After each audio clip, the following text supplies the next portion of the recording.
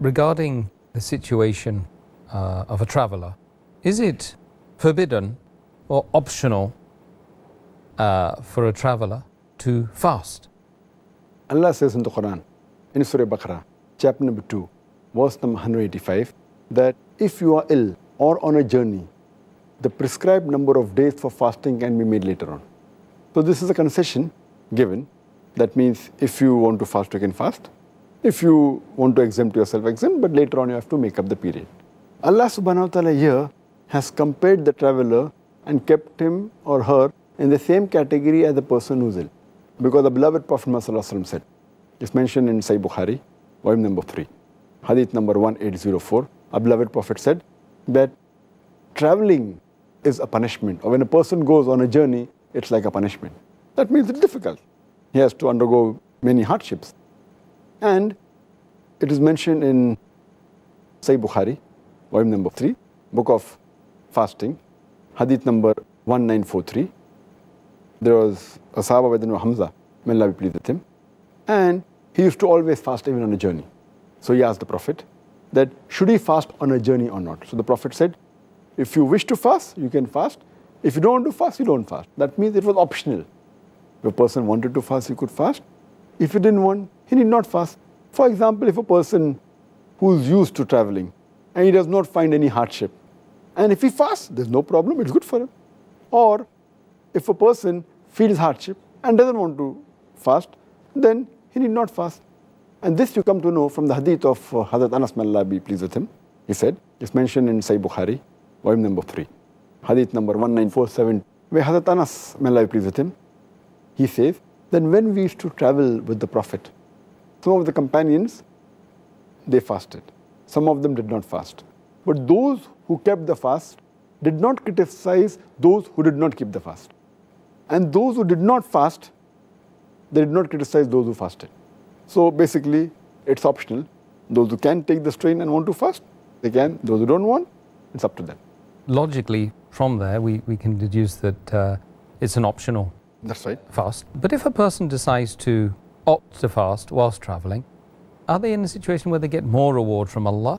Allah subhanahu wa ta'ala says in the previous verse, in Surah Baqarah, chapter number 2, verse number 184, that those who are ill or on a journey, they can make up their fast later on.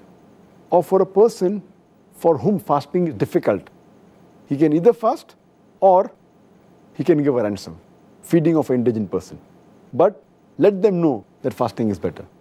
So this proves that fasting is better, though they are exempted if they want. There is no sin on them, they can keep it up later on.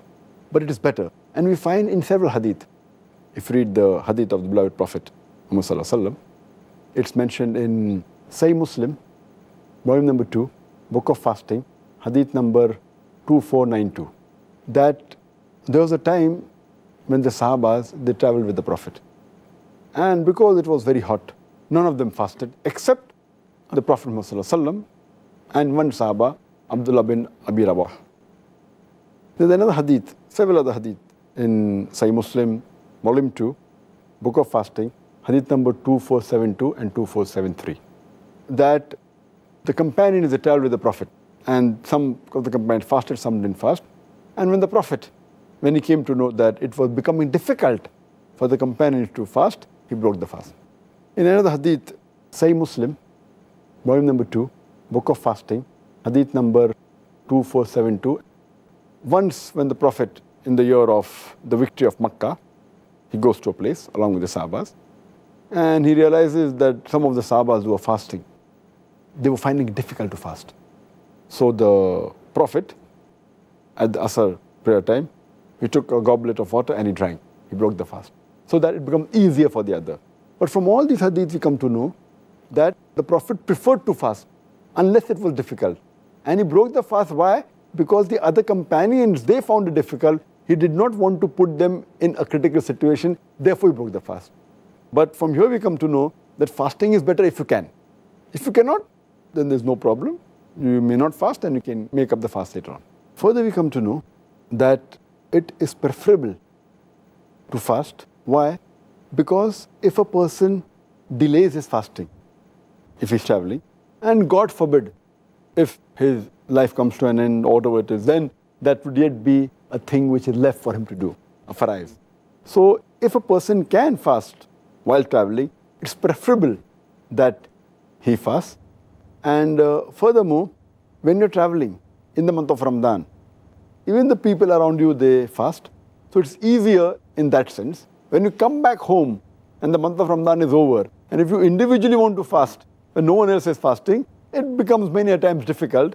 So that's one of the reasons also, that if you can do it with the hardship and fast while traveling, it's better, and even thawab is more.